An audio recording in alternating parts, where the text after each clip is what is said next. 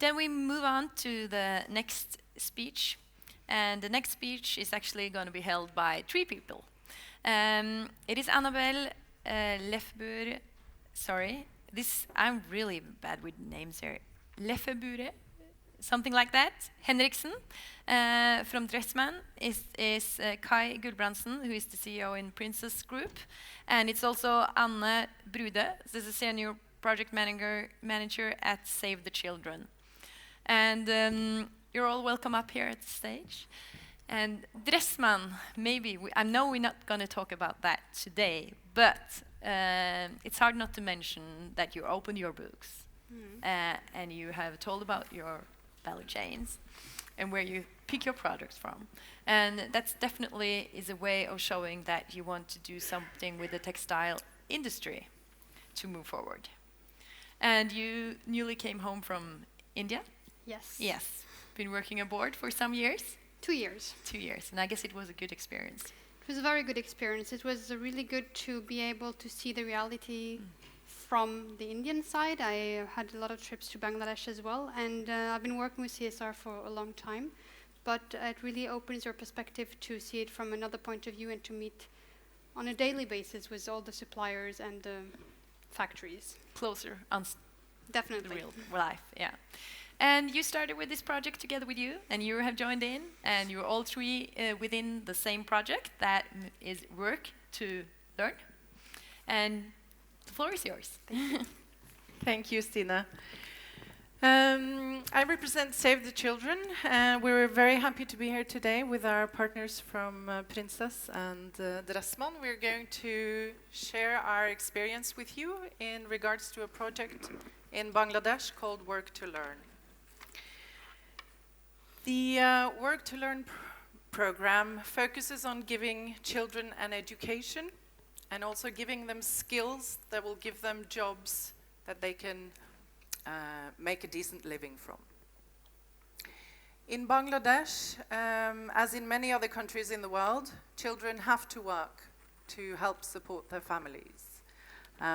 Most people in the world are not so fortunate that children can just go to school and spend their free time playing with their friends. They do have to work, but what's really important are 2 things. One of them is that they don't work in dangerous conditions or under hazardous conditions that will hinder their development or harm them. The other thing is that they also get an education. The target group for Work to Learn are working children who don't have access to an education. Dhaka, the capital of Bangladesh, is the world's largest population of children, which means that there are a lot of children who will not get a job when they grow up, or will have to get a job in the informal sector under dangerous conditions. What we do is that we give them an education. The regular government school is 8 years. We give them the same education with the same government exams in 4.5 years. Then we provide them with vocational training between 6 months and a year in a trade that's needed by the textile and garment industry. Our partners have worked with us on Work to Learn to find out which trades do the children need skills in order for them to get jobs. And they've also taken them in as apprentices in their suppliers in Dhaka, Bangladesh. The children in the Work to Learn program receive a training in an environment that's very similar to the actual factories where they produce the textiles and garments required by European or Western buyers. There are different trades. Currently we have, I believe, 3 or 4. We have screen printing, we have machine repairs, we have industrial sewing, perhaps 1 or 2 more. In Bangladesh, you can work in a textile factory from the age of 14. There are certain conditions that have to be met for children to work in factories. They have to work in what's called safe zones, which is why all of our students have uniforms that clearly states they're under the age of 18, and there has to be special requirements met for them to work there. In the factories that Princess and Dressman use in Bangladesh, the children are in special safe zones where they don't work with dangerous equipment. They only work 5-hour days. They have to have sufficient breaks. There has to be a system in place for anything regarding health and safety issues. These are also topics that our partners have helped us develop in the curriculum that the children have in school.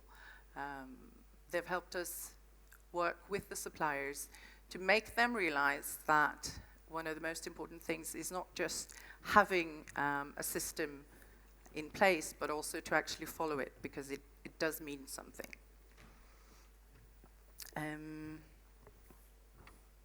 The apprenticeships are extremely important to the children because it gives them an actual experience. A lot of people in the textile and garment industry in Bangladesh are unskilled workers. Some of the people I talked to last year when I was in Bangladesh, they said that the children in the Work to Learn program, when they had been working as apprentices for 3 months, they had the same skill level as people who'd worked for years in the factory. I'd like to ask you some questions about your experiences. And Kai, there are challenges, but there are also advantages in having apprentices in your suppliers. Could you share some of that? Yeah, I think for us one of the most important things are that this is a concrete CSR project where our producers or suppliers have a key role. We include our suppliers in this program in a positive way.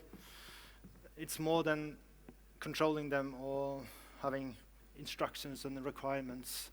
It's actually supplying them with skilled labor, which they need.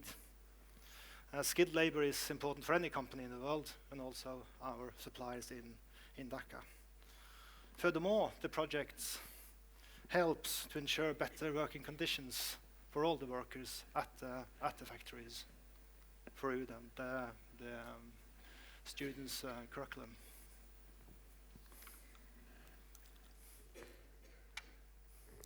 Annabelle, the tragic building collapses and the recent fires in some textile factories in Dhaka and Savar has proven to everyone, I think, that not only do you need a system and a set of regulations in place, but you have to do more to ensure that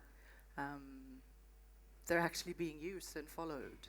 What's your experience? Absolutely. I mean, the tragic events are a really, really sad reminder of the situation in the garment industry in Bangladesh, which is extremely important for the country. And it's another example of how the reality we actually meet out there. And we can't just hide that from ourselves. We need to know that, we need to be aware of it when we're entering that type of countries. And this is why we believe that it's very important to work together with the suppliers to find solutions, to be aware of the actual challenges, the issues that we meet, and finding the solutions together. It's about being present, being on the ground, meeting with the factories, being in the factories, talking to the factory managers, to the workers, building this dialogue, and also trying to build this trust dialogue between both parties. Of course, we have to have the system with a code of conduct. It's about ensuring the implementation of the regulations, because it's not often that the regulations are not there, it's that they're not implemented. So you have to be on both sides. You have to go out and be kind of an inspector and the police officer. On the other hand, you have to understand the challenges the factories actually meet. And that is why it's so important to have this dialogue together. I think that's one of the areas that Save the Children has really benefited from working with you, because obviously we're not experts of textile production or the textile industry, and you've helped us get into the factories and meet the suppliers and learn from them, as well as the other way around. I know there's a lot of media attention at the moment, of course, but there has been for years really a sort of criticism against Western buyers who produce their goods in country that has lower wages, lower standards, perhaps, and the fact that we as consumers are used to buying our clothes cheaply, and perhaps that is a reflection on the situation in many countries. And in regards to the criticism towards buying from Bangladesh, for instance, Kai, what's your opinion? Well, the easiest thing is to pull out of the country. But we don't think that's the answer, although it's the easiest thing to do. The textile and garment industry is about 75%, I think, of Bangladesh's export.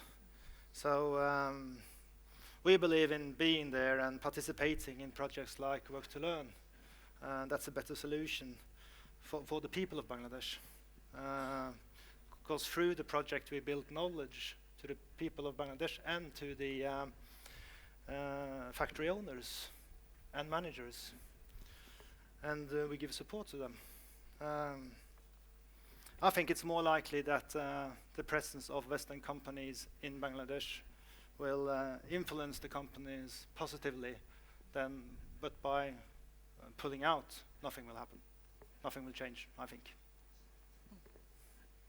Annabelle, some say that, I think there was also a few questions earlier here to Bjørn Kjos regarding companies that choose to work with children's rights organizations as Save the Children or other charities, that you only do it to look good in the public eye.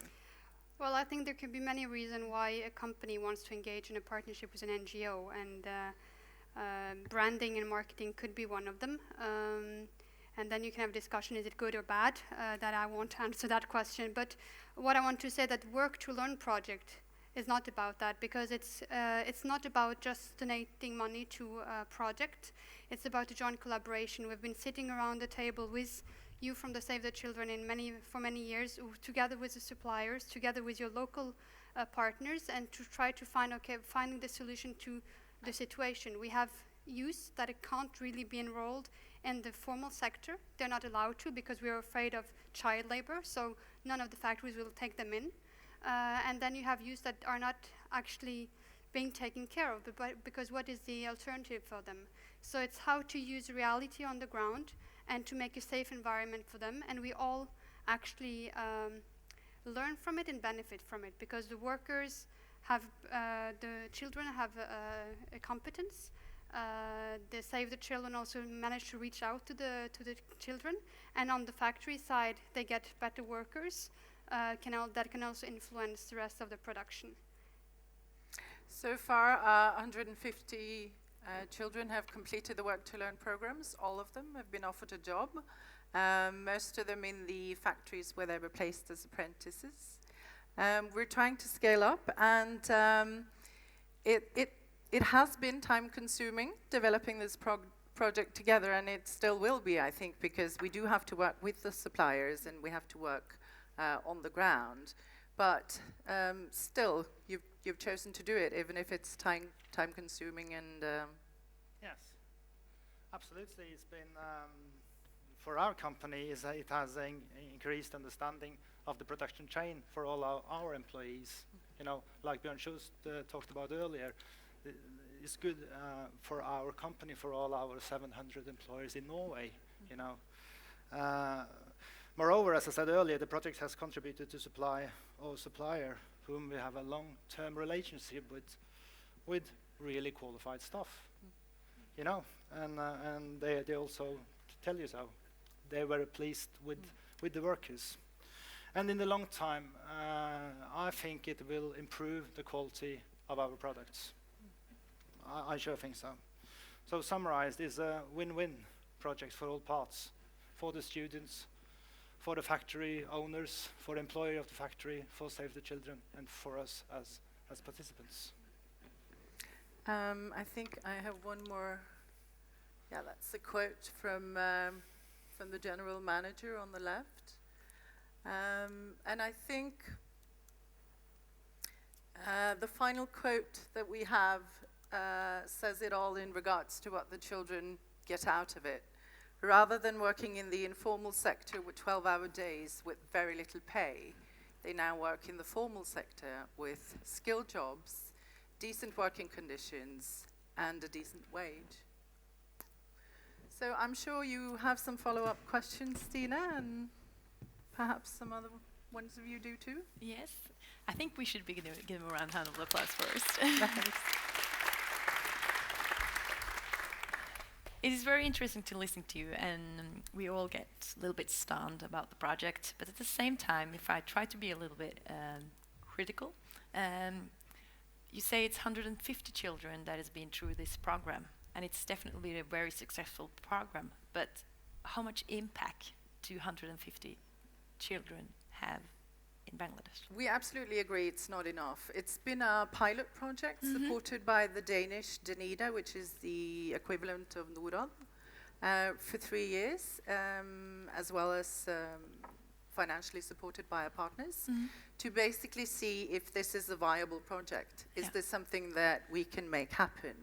And now we're expanding it. We have a partner from Denmark, we have a partner from Germany, as well as the 2 partners from Norway, and we do want to scale up.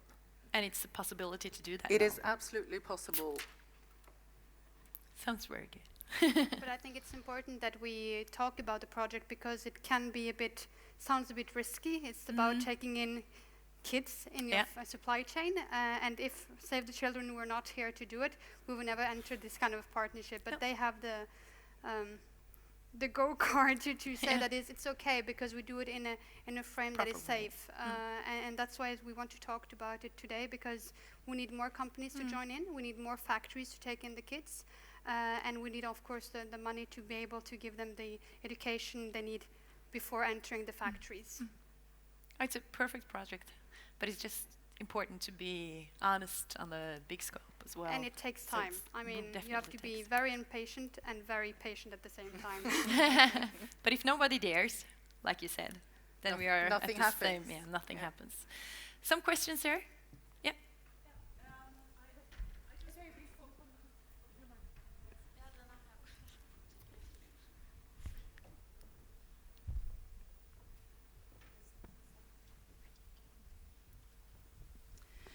My name is Suni Sekiseti. I've been to Bangladesh about 10 times, and I've been to garment factories also. Just a point, this is a really, really good way to work with the kids, because the alternative is so much worse. So thank you for doing that. And I also wanted to point to what is going on right now after the disaster and so on. So I wanted to ask you too, are you planning to join this very important alliance of H&M and other garment, producing, big Western brands to improve the situation in Bangladesh, and also use this example of working with kids much more widely, because you have the influence to really make a big change in that country?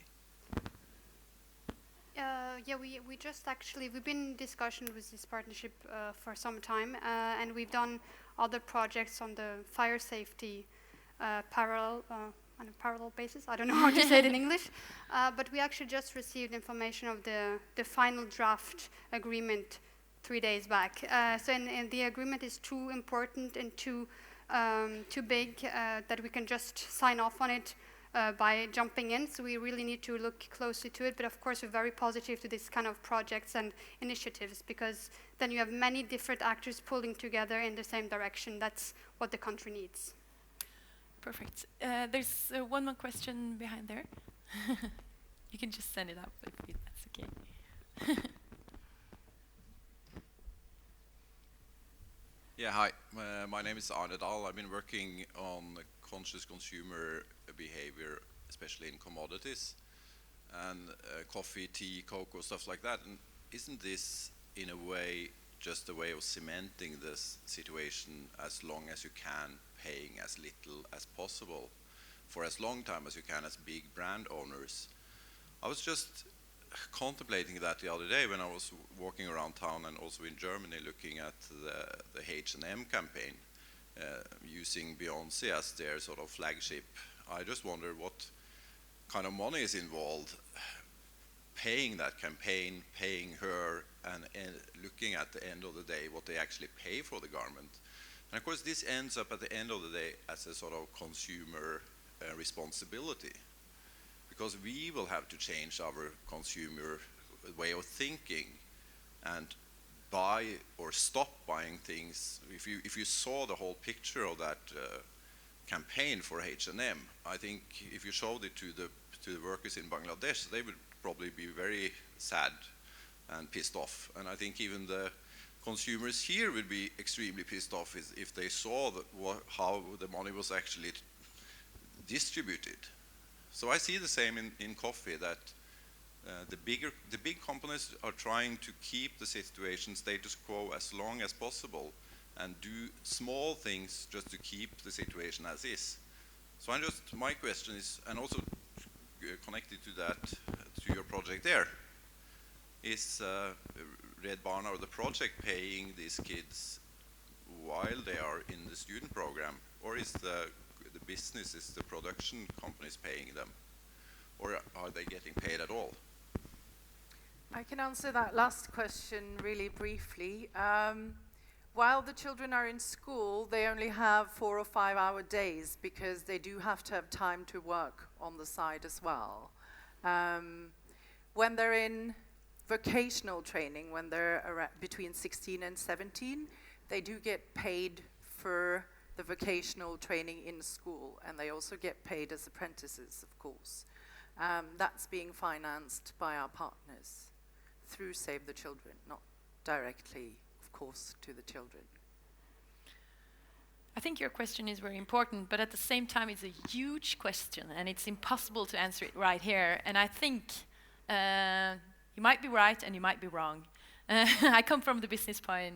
I work with the businesses in Norway and Scandinavia. And if you don't allow them to do something and show that they do something, maybe they stop doing it.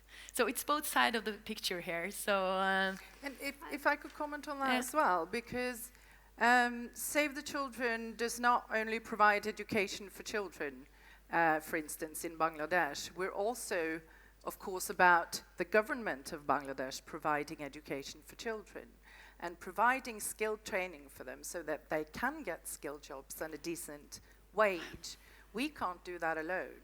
The partnership with Western buyers allows us access into a world that otherwise would be off limits for us, where we would have no knowledge and no experience. And the Western buyers, who are the ones that make sure that 75% of Bangladesh's exports actually comes from textile and garment industry, they're the ones who can influence the factory owners in regards to workers' conditions, who can do advocacy towards the government to ensure that the minimum wages are raised. We have to do that together. We need them, I think, just as much or even more need you. than you need us. So I think that's a good way of ending here. So collaboration is what we need to get further. And then I say, before I sum up, I just say thank you very much to Kai, Anna, and Annabelle. Thank you. Thank you.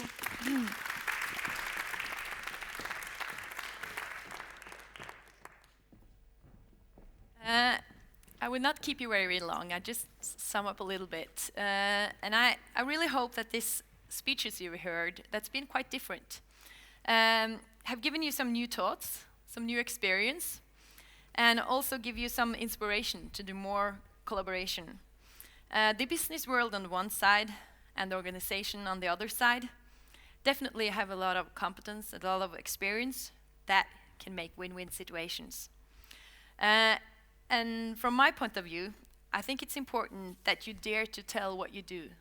It's important for your own employees, it's important for the surroundings, and it's important to make more companies being willing to do more.